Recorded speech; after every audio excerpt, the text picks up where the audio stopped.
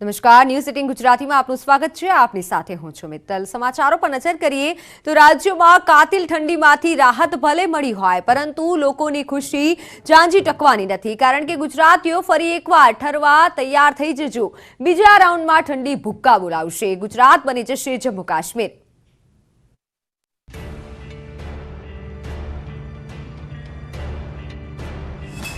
રાજ્યમાં શરૂ થવાનો છે કડકડતી ઠંડીનો નવો રાઉન્ડ।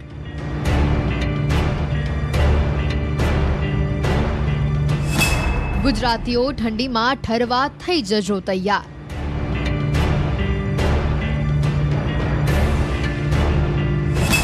ચૌદથી 31 જાન્યુઆરી સુધી પડશે ગાત્રો થીજવતી ઠંડી।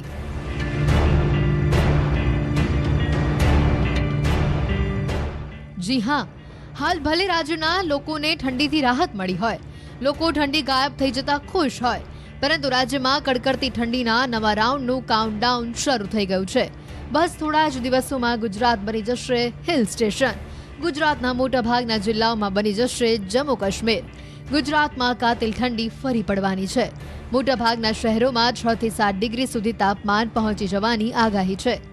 હવામાન વિભાગ અને હવામાન નિષ્ણાંત અંબાલાલ પટેલના અનુમાન મુજબ 14 જાન્યુઆરીથી 31 જાન્યુઆરી સુધી ઠંડી કહેર મચાવશે। કાળમી હશે। દેશના ઉત્તરીય પર્વતીય પ્રદેશની આવતા સીધા પવનોના કારણે ઉત્તર મધ્ય ગુજરાતના ભાગોમાં ઠંડી કહેર વરસાવશે। કેટલાક ભાગોમાં તો ન્યૂનતમ તાપમાન 7 ડિગ્રી સેલ્સિયસ જેવું થવાની શક્યતા રહેશે અને ક્યાંક તો 6 ડિગ્રી સેલ્સિયસ જેવું થવાની શક્યતા રહેશે। અમદાવાદ ગાંધીનગરમાં પણ ન્યૂનતમ તાપમાન ઘટી જવાની શક્યતા રહેશે। भूज यानी कच्छ डिस्ट्रिक्ट में आइसोलेटेड प्लेसेस में कोल्ड वेव हो सकता है 14-15 तारीख। अहमदाबाद गांधीनगर वगैरह में टेम्परेचर भी फॉल होने का संभावना है। 5-6 डिग्री फॉल हो सकता है। બીજી તરફ ઉત્તરાયણમાં પવનની દિશા આ વખતે કેવી રહેશે? પતંગ રસિયાઓના મનમાં તે પ્રશ્ન હંમેશાથી રહેતો હોય છે, પરંતુ આ વખતે પતંગ રસિયાઓને મોજ પડી જવાની છે।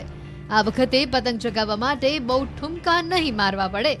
હવામાન નિષ્ણાંત પરેશ ગોસ્વામીના કહેવા પ્રમાણે આ વખતે ઉત્તરાયણમાં પવન સારો હશે, તો સૌરાષ્ટ્ર, કચ્છ, ઉત્તર ગુજરાતમાં બપોર બાદ પવન સારું રહેશે। ઉત્તરાયણના દિવસે પવનની ગતિ 10 કિલોમીટર પ્રતિ કલાક રહેવાની શક્યતા છે। 14 તારીખે વહેલી સવારથી જ પવનની દિશા અને સ્પીડમાં ફેરફાર થશે। પવનની દિશા છે તે ઉત્તર પૂર્વની અને ઉત્તરની એમ રેગ્યુલર રાબેતા મુજબની પવનની દિશા જોવા મળશે અને પવનની સ્પીડમાં વધારો થશે। અત્યારે જે નોર્મલ સ્પીડ છે એની જગ્યાએ નોર્મલ કરતાં 3.5 kT વધારે સ્પીડથી પવન ફૂંકાવાના છે, એટલે લગભગ 20થી લઈને 25 ને અમુક જગ્યાએ 25 કરતાં પણ વધારે સ્પીડમાં પવન જોવા મળે તેવી શક્યતાઓ છે। એટલે કે આ વખતે ઉત્તરાયણ પણ પવનની સાથે ઠંડી પણ ભૂક્કા કાઢશે। ધાબે ગરમ વસ્ત્રો સાથે પતંગ ચગાવવાની નોબત આવશે। શીત લહેરના કારણે લોકો થરથર ધ્રુજશે।